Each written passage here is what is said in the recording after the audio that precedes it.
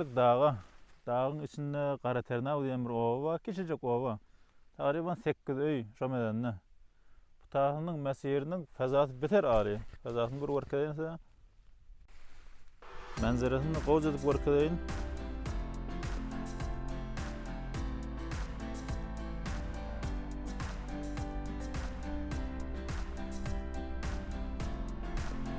Biz şu mesirden geldik şu an. Şu mesirden gelip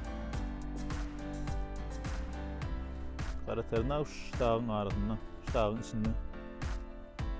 Sonra eteğe düşmeli olacak.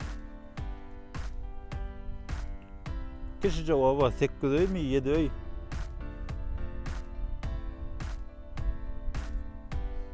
Fazlası beter o dağlardan.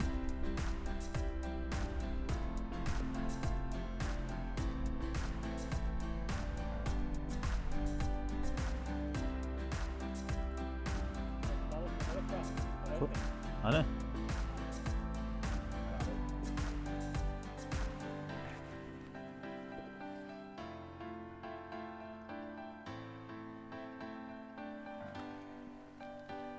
Ne olacak canım kömelek?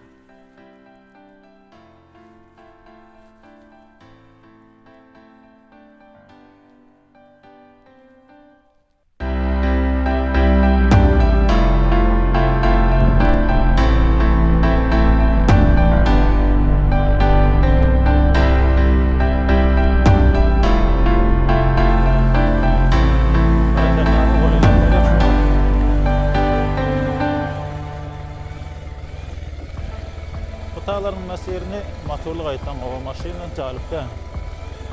Motorlu qaytan fazası beter ağlıyor.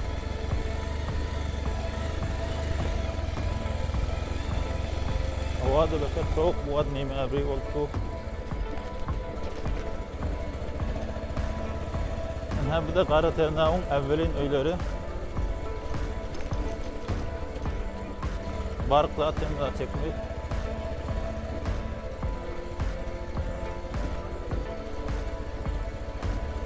Gıcıkta geliyor.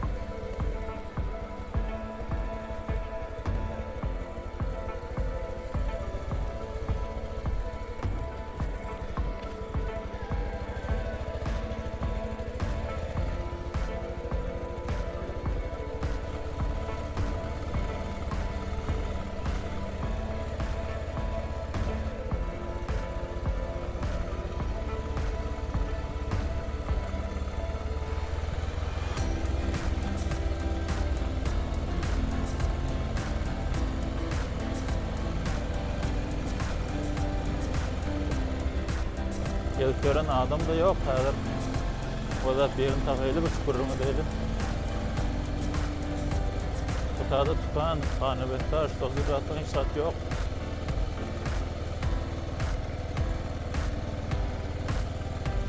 Bir yeri sıkmıyorum ki avımdan. Hop, ovan içinde geldik şu an. Tədiri adam tapımıda kepleşmeyene. Hemmesi düze götüptürler. Koyun bakmağına, sığır bakmağına. Şokla esti damdari ve keşaverzi bu tarafından. Keşaverziler tuvalemeye uğrağı.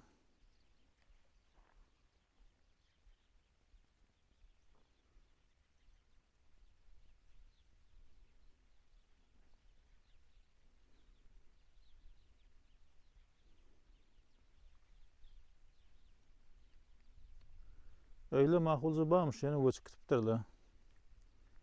Şehirlere gitiptirler. Boş uyuşurlar.